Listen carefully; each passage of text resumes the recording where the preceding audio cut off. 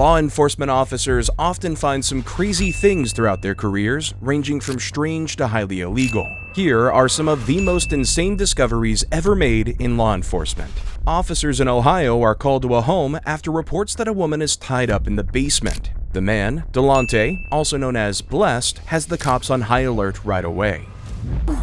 Well, what's going on? Can you please turn the cameras off? You have to give me a reason, and I can't. You guys are making my spot hot. I work for you guys, okay? Long story short, I work for you guys. Please get out here. You guys are blowing the spot up. All right? Who do you work for? I can't tell you that. Why? I cannot tell you that because I'm not allowed to tell you that. Okay, so just understand that. Well, here, go home. We have a call. Here, sir, let me just tell you why we're here, and then we'll leave. It could be nothing. I don't know. I don't know anything about you. All right, I'm just saying, y'all can't be here. Y'all making my spot hot. All right? Well, that doesn't make any sense. I don't, it don't even make sense to y'all. You hear me? So what I need y'all to do is Hey, Sarge, leave. can you come over to this address for a minute? No, don't do that, bro. Okay, long story short, I need y'all to leave. Make a phone call. Well, we're not going to leave that quickly until we figure out what's going on. There's nothing So we were told that a lady's tied up in the basement. There ain't nobody tied up in the basement. Can we look? No, but like, why not? Because I say so. Is someone tied up down there? No. What's your name, buddy? I can't tell you that, bro. What do you mean you can't tell me that? Then why don't you want to tell us who you are? I'm trying to tell you I'm a confidential informant. That's all I have to say. You guys are bugging right now. You guys are No, that's not all you have to say. Shockingly, he is telling the truth about being a confidential informant, but the detective managing the case still grants permission for officers to search the basement with the agreement that they won't use their body cams inside the house. A search of the basement comes up clean, but officers remain suspicious that something isn't right. Yet for now, there's nothing they can do. I know. That could have been the end of the case until a local resident flagged down officers later that evening to report the horrifying situation that had taken place in the house they'd been in just hours earlier. So what's going on? So I guess he, Blessed did his homework and found out that he was trying to set him up. Who's Blessed? Blessed is the one in the house that murdered. What's he look like? About 5'3", dark skin. He's the one serving the dope out of there. Okay. It's his house. He owns the house. He has a girlfriend named who's a black girl, and they tied her up, stabbed her, beat her, and killed her. He showed me pictures. Let them search your basement, so he moved her body from the basement to upstairs and let the cops come in and search the basement and left. Officers head back armed with more information, but they are still unprepared for what they're about to discover. It'll be funny if he never comes back and he stole my lighter. Yeah.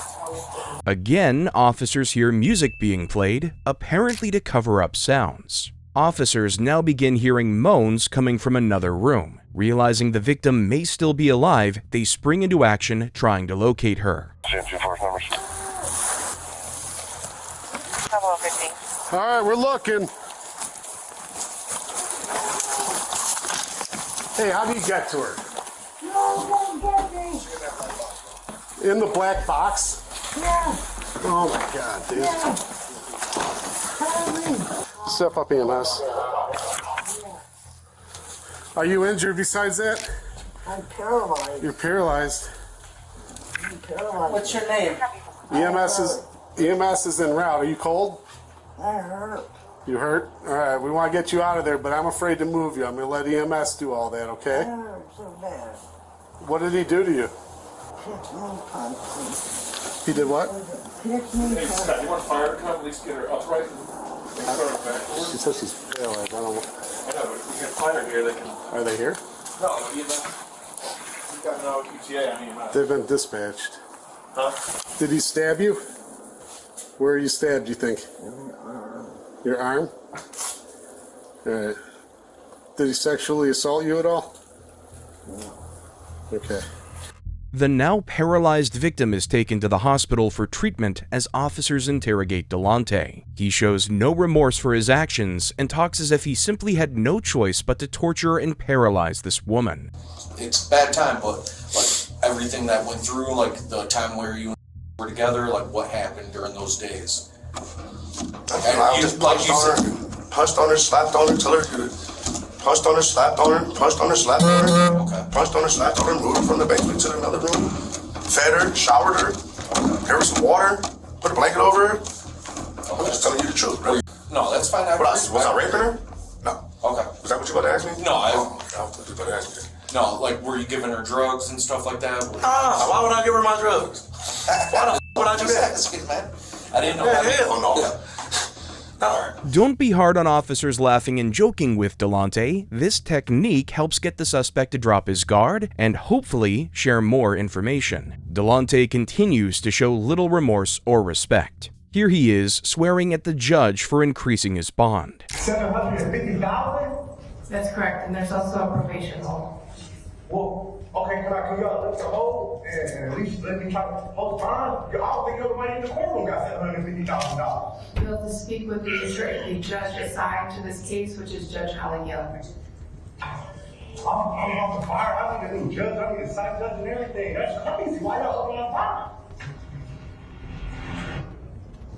He was charged with attempted murder, felonious assault, kidnapping, tampering with evidence, and having weapons under disability. Remarkably, he was offered a plea deal that dropped the attempted murder charge. Watch Delonte's reaction as the judge sentences him for his crimes.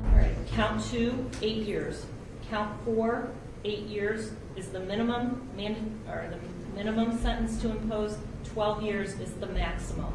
Those counts are going to run consecutive. You have 16 years to 20 years to serve.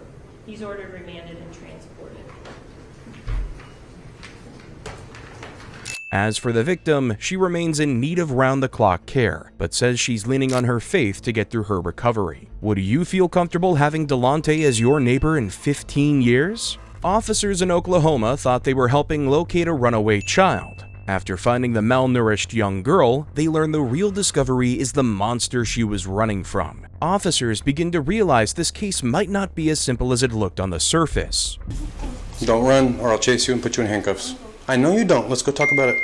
But until you're in my car, we're not talking. Stand up. Stand up! Yes. Are you going to listen? Yes. I don't want to yell at you. I want to be nice to you, but I'm not going to chase you. Like, I'll tackle you before you have time to run. Do you understand? Yes. Okay. I don't want to do all that. I want to help you and figure out why you ran away and all that, but... Can we talk about it at the police station? We can talk about it in my car first. Yeah. Okay. Do you need it? Is this any of your stuff? She's scared. She's scary? Who? The one who takes care of us. What's her name? Tina. Is that your mom? Yeah. What's scary about her? I'm scared to get in trouble because she goes to the extreme. She goes very far when she gets into trouble. Like what? What happens when you get in trouble?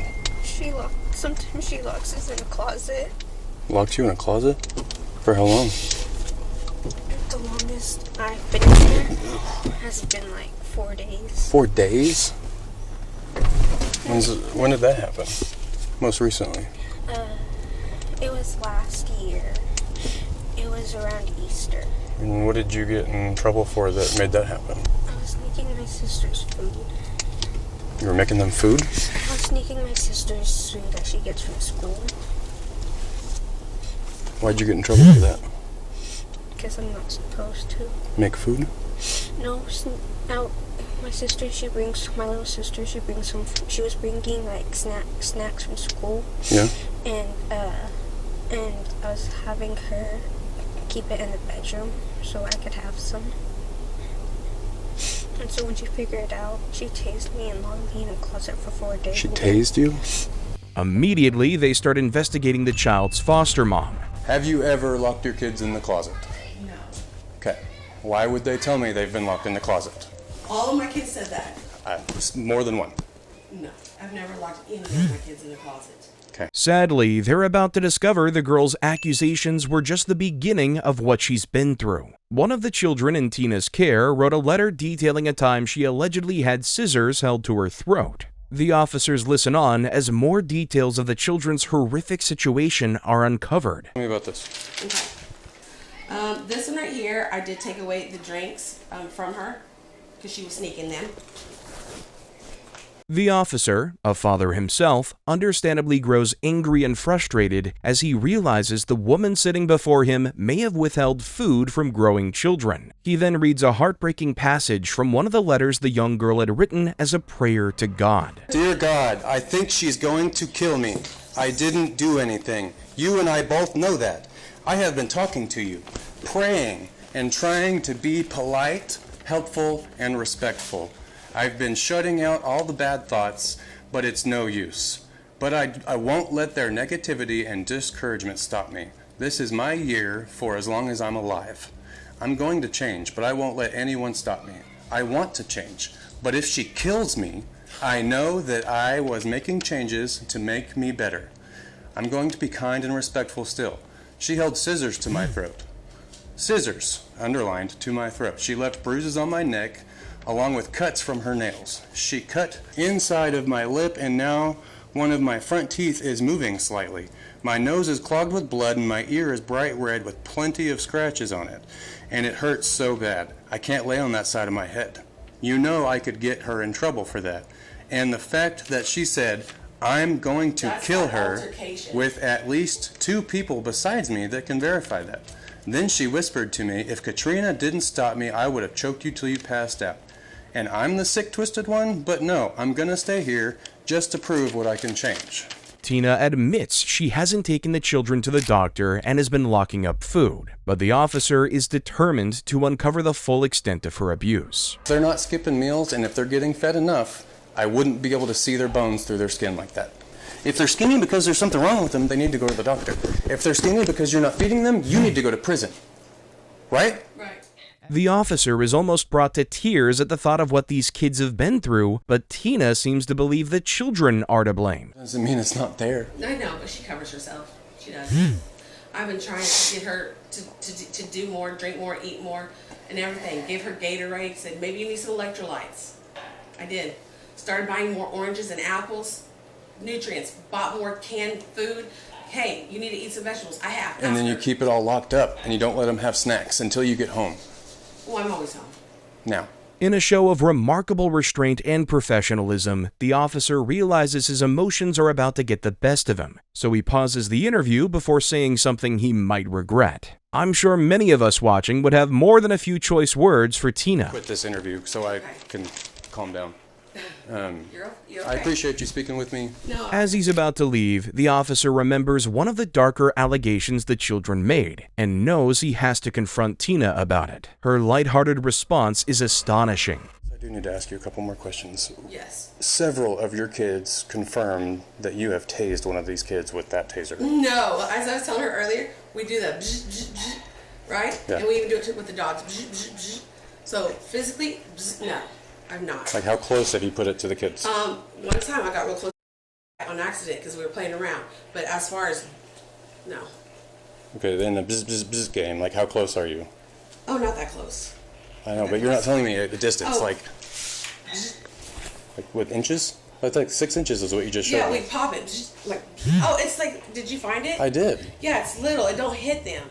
Let's take a look at Tina's little taser. A continued search of the home finds locks on the fridge and pantry, multiple cameras, a pepper spray holster, and activity logs monitoring the children's behavior. A few days later, officers return to the home with a job to do. Okay. You and Anthony are coming with me. We're going to jail today. We're going to jail? Yep. Okay. So I'm just being straight with you. I don't want to argue and fight and all that, but that's what's going on this morning. Okay. So just get some shoes on, what you need to do, and then we're going to head out. Put yourself in there. Sorry about that. Both Tina and her husband are arrested. Tina is charged with 2 counts of child neglect and 4 counts of child abuse. Her husband is charged with enabling child abuse. Both are currently out on bond and their trials are set for later this year. Oklahoma judges and juries don't take these charges lightly. It's likely Tina could face 25 to 50 years in prison if convicted. Officers in Nevada are called to a wealthy neighborhood to support a school welfare check after a heavily autistic child stops attending. No one expects the horrifying conditions they'll find inside. Officers are stunned to find a jail cell-like cage built in the home. Trapped inside is a heavily autistic child wearing no clothes, surrounded by trash and feces. Here's how the father explains himself. Hey buddy, we had to do this because it keeps him from kicking holes everywhere in the house. The officer confirms the other children are safe before bringing in a new investigator who can deal with this situation. Hey Sarge. They've been sick for about the last couple of days. We're good. She doesn't need to come all the way down. Or do you have questions? Or No. Okay. Yeah, they've had the flu for about all of last week. It started with him, and they were throwing up, and she caught it, he caught it, whole house got it, except for me. So. Okay. Yeah. Yeah, and that wasn't related to the school though, that they had the flu. Jeremy tries to explain that the children's absence was due to the flu, but that excuse won't get him off the hook for the conditions his other child was subjected to. The officers may appear casual about the situation, but when they stop outside for a private conversation, it becomes clear they're both upset and enraged by what they've seen. They know, however, that it's important to keep the father talking in hopes of getting him to confess to the extent of his neglect. Yeah, I was trying to play cool and keep him talking. That's what I told him the truancy. I'm like, right now I'm leaving the kid right there because I don't need to have to wrestle an 11-year-old autistic kid now. Yeah. While we're waiting for everything. The officer calls in Child Protective Services. His name is basically caged into the downstairs living area. And when I say caged, he's naked. There's feces around. It's extremely messy in the area, and windows are boarded up. So when our SVU gets here, I don't know what children may need to go with you guys, but this is extremely autistic, very strong young boy. Officers get a chance to confront the children's mom as she arrives home. We got called here because the Clark County School District truancy officers were tasked to come out here to try to make contact, make sure the kids are okay. All right. So that's why we came out here, was to assist them. Based on them not making contact, they could hear some screaming from the inside. So that's where we went ahead and they called us to assist and try to figure out what the situation was, okay? So we came here and their job was to make sure that the kids were okay because they haven't been in school, right? And nobody's been calling the school to give the updates. So they weren't aware that the children were sick. So your husband, we're talking to him right now, he informed us that they were sick and that was one reason why they were out of school. But there was also concerns based on, we heard the yelling from the inside, the pounding on the inside. What's the real situation? Communication is huge, all right?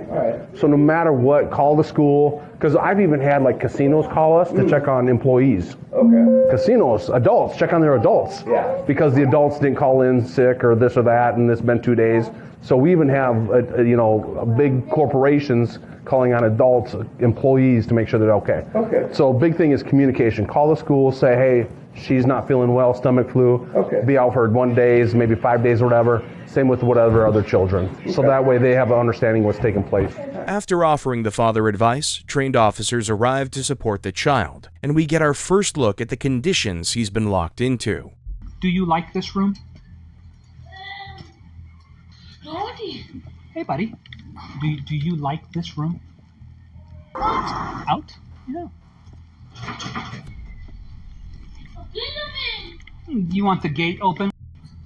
You like the gate open? Yeah. Soon. See you real soon.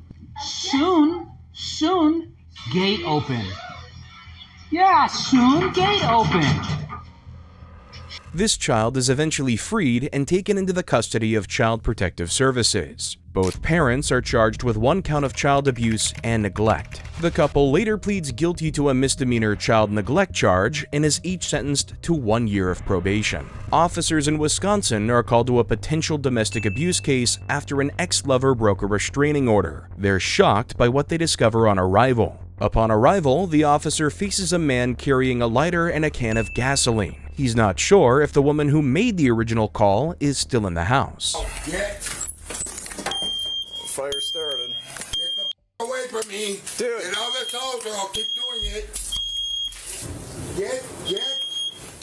Go away. Dude, put it down. Go away. Put it down. As the home is engulfed in flames, the officer knows he has a very little time to stop the man before the whole place burns. Not knowing if he's the only one inside, the officer walks into the burning building to try and stop him. Tim, where you at? Get your hands behind your back! Get your f***ing hands behind your back! I'm not f***ing around! Hey! I'm dying. I can't. What do you need, Tim? Tim, what do you need? Tim, what do you need? I can't breathe. Give me the other hand! Give me your f***ing hand! I can't breathe. I took an inhaler. I'm gonna die. Hold his hands, I got his hands. I'm gonna die. Let go of your f***ing hand! I'm not doing it. Alright, he's handcuffed. Get your ass up.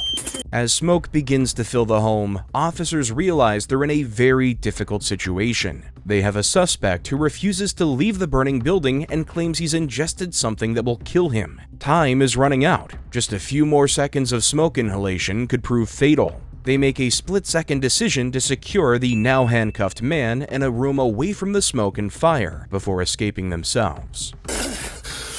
Tim, you good? Just breathe.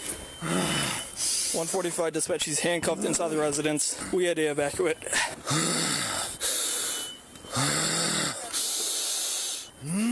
You good? Yeah. We can see how badly the smoke has affected the officers, but they know the man they cuffed and potentially his ex-partner are still inside. They're able to make contact with the suspect and confirm he's still conscious. Lay on the ground. He'll get more air that way. He's still good. He's just laying there, but... Officers finally confirm that the woman involved is safe and had left the scene before the fire was started. Oh man, this fire's going. Can you get up? I'm fine. Okay, I was kind of confused because it said that the neighbor was the one calling us in. I went over there, but I came over here. So there's nobody else in the house, right? Just him? Just him and my cat. So what happened was he started the place on fire, basically dumped gasoline on top of that fire, and then started walking down the hallway saying it's done. He went into back, and I heard him spray, and he's got problems. Yeah. I heard him spraying something. Do you know what that was? Axe. Axe spy spray. That's a good way to get high, but I don't think it's going to kill him. The officer was actually mistaken here. There are many examples of people dying after inhaling excessive amounts of body spray. Okay. Sit. Can't breathe. You alright? No, I can't. Can't breathe. I got to You guys got him out? Yeah, we got him out. Oh, fire. Come on. Don't do that. Oh, please. I can't breathe. Yep. Well, The man faces charges of arson, domestic violence battery, and more. He was eventually sentenced to 8 years in prison for his reckless actions. This man called the police to inform them he had found his baby bloody in the bassinet. Cops would be appalled to discover what had caused the infant's injuries. I walked in and found him this morning. Same one too. Start another car and supervisor. Medics arrive and confirm the severity of the baby's injuries. He's got marks all over him and his fingers are like chewed off. I don't know what happened. They said it wasn't like that. Didn't hear him make a sound all night. I've been having a rat problem here, but I've got traps everywhere. I've got bait balls set everywhere. I've tried as best I can. If that doesn't happen and him not make a sound all night. Officers question David, the child's father, who claims he discovered the baby covered in blood after waking up. He mentions an ongoing rat infestation in the home. And I see blood everywhere. So I got him up. I was like, okay, where's the blood coming from? I worked for AMR for a while. Okay. I was like, where's the blood coming from? You know. said, did he have a nosebleed? Did he have an ear bleed? I noticed amount of blood, and I see his fingers. And I see that his fingers look like they've been chewed. We have a rat problem here. I've been trying to get rid of them. I've got Terminex here. I've got bait blocks. I've got traps. Okay. All set. And it's like... Okay. The police report reveals the infant's injuries were nearly fatal. The child required a blood transfusion and multiple fingers had been chewed to the bone. Body cameras reveal clear signs of rodent activity. Investigators discover the bassinet where the baby had been sleeping just feet from areas infested with rats. As detectives continue their investigation, David admits he has an open case with the Department of Child Services for concerns over the home's cleanliness dating back to 2022. Despite multiple warnings, conditions had not improved. In a devastating moment, detectives explained to David that the infant's fingers were nearly chewed off, bone exposed, and that the home was deemed unlivable for any child. His fingers were nearly chewed off. You know that? And dangling the bone, you could see the bone. I literally did. I just seen that's where the blood was coming from.